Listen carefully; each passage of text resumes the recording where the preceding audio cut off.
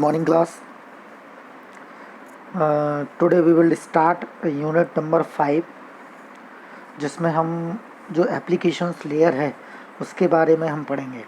ठीक है, तो जैसा कि मैंने आपको बताया था TCP IP प्रोटोकॉल सूट और OSI प्रोटोकॉल सूट में जो हम लेयरिंग आर्किटेक्चर पढ़ रहे हैं वो मैंने completely from first layer to 7 layer तक उसको कंप्लीट किया है। ठीक है, तो ये आपका लास्ट लेयर बचा हुआ है, तो जो कि लास्ट यूनिट में ही आपका ये है टॉपिक। तो इसको अब हम एक एक करके जितनी भी एप्लीकेशंस आपके सिलेबस में, वैसे तो बहुत सारी एप्लीकेशंस होती हैं, तो जो भी आपके सिलेबस में दी गई हैं वो हम एक एक करके एक एक लेक्चर में कवर अप करेंगे।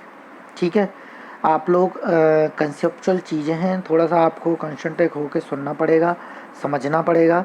ठीक है, अगर कोई क्वेरीज़ है तो आप मुझसे पूछ सकते हैं। चलिए मैं स्टार्ट करता हूँ। The first topic of application layer is WWW। All of you know about it. WWW means world wide wave, है ना। WW stands for World Wide Web. A technical definitions of the World Wide Web is all the resources and the users on the internet that are using the hypertext transfer protocol, है ना। जो भी resources हैं और users हैं, है ना, internet use कर रहे हैं, जो इंटरनेट यूज़ करते हैं, इंटरनेट मीन्स क्या, some kind of resources access होंगे, है ना, चाहे वो अपना इंफॉर्मेशन देगा चाहे वो इंफॉर्मेशन लेगा। तो वर्ल्ड वाइड वेब एक तरह का इंटरनेट है जिस पे हम बहुत सारे रिसोर्सेज, बहुत सारे users hyper text transfer protocol की हेल्प से उसमें क्या करते हैं, उसको एक्सेस करते हैं। ठीक है, चलिए आगे बढ़ते हैं। Broader definitions come from the organizations that web inventor Tim Berners-Lee helped found the World Wide Web Consortium। जैसा कि आप जानते हैं टिम बर्नर्स-ली था, टिम बर्नर्स-ली उन्होंने हेल्प किया वर्ल्ड वाइड वेब को क्या करने के लिए, इंट्रोड्यूस करने के लिए। W3C जिसको मैं कहता हूँ, W3, the world wide web is universe of network accessible formation and embodiment of human knowledge. In simple terms, the World Wide Web is a way of exchanging informations between computers on the internet, tying them together into vast collection of interactive multimedia resources. Internet and web is not the same thing. Web uses internet to pass over the information. ठीक है, चलिए इसके बाद जैसा कि आप देखिएगा, आपको इसमें फिगर में दिखाई दे रहा है, मैं एक ट्री आर्किटेक्चर आपको मैं शो कर रहा हूँ। .es.com .gov.edu.org, ये एक तरह का सिंपल सा जो मैं DNS जिसको कहता हूँ, आगे और पढ़ूँगा मैं DNS के बारे में, डोमेन नेम जो होता है उसको डिवाइड करते हैं। COM को हम MTG हाउस, है ना, पॉलिहन, UNH, है ना, एजुकेशन फील्ड में अगर बात करें कोलोराडो, CS में मारिया, रॉक्सी, किम, ये एक तरह का डिवाइडेशन हैं जो भी हम उसमें करते हैं। एवोल्यूशन की अगर मैं बात करूं, world wide web was created by the Timothy Berners-Lee in 1989 at CERN in Geneva. World Wide Web came into existence as a proposal by him to allow researchers to work together effectively and efficiently at CERN, है ना। CERN एक तरह की organisation है जिसमें ये develop किया गया था।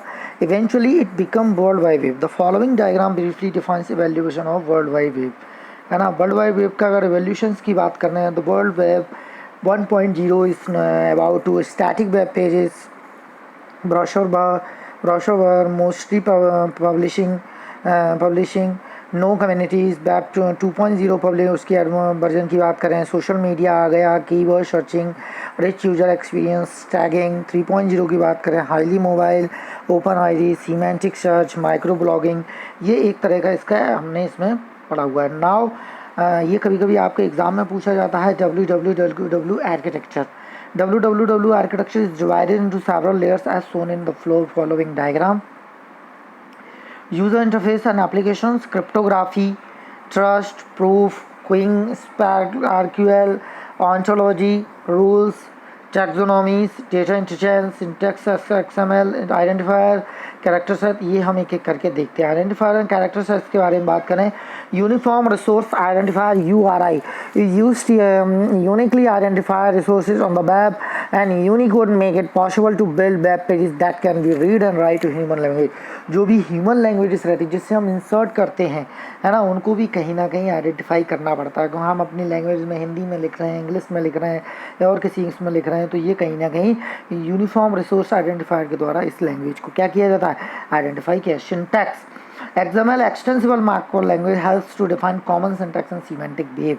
जो भी कॉमन सिंटैक्स रहते हैं उनको आइडेंटिफाई करने के लिए। डेटा इंटरचेंज की अगर बात करें, resource description framework, RDF framework जिसको कहते हैं, हेल्प्स इन डिफाइनिंग को representation of data for web. RDF represent data about resources in graph form.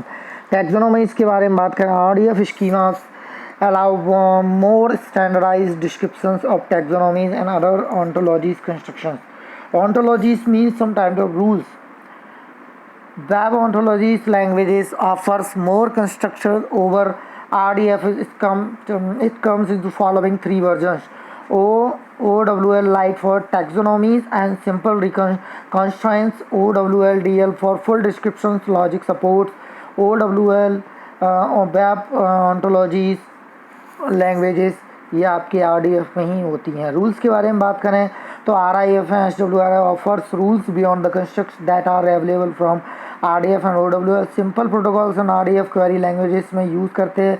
जैसे आप लोग स्ट्रक्चर क्वेरी लैंग्वेजेस देखते हैं, वैसे ही वेब क्वेरी लैंग्वेजेस भी ये जिनमें ये पूरा हम इनको कंप्लीट करते हैं। प्रूफ की बात करें, all semantics and rules that are executed at layer below proof and their result will be used to prove deductions. Now cryptography आप सभी जानते हो, डिजिटल सिग्नेचर्स वेरिफिकेशंस के लिए, ऑथेंटिकेशंस के पर्पज़ के लिए हम यूज़ करते हैं। User interface applications on the top of the layer, user applications layer built in the user interaction. जो भी यूज़र इंटरेक्शन दिया जाता है किसी भी पर्टिकुलर, अगर हम वेब पेज की बात करें उसको एक्सेस करने के लिए।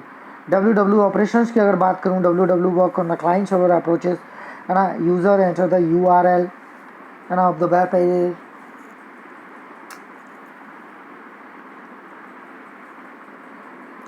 है ना।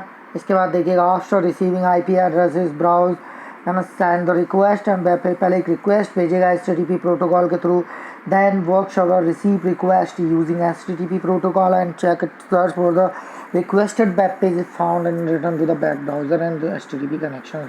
Now the web browser receive the web pages, है ना, इंटरप्रेट डिसिप्लिन। इसके बाद देखिएगा ये दिस इज द डायग्राम जिसमें वेब ब्राउज़र आप करें राइट लेफ्ट साइड में है, वेब पेजेस HTML इंटरनेट से ये एक्सेस रिक्वेस्ट कर रहे हैं, है ना, रिक्वेस्ट, और भी कोई वेब सर्वर भी इंटरनेट से जुड़ा हुआ है।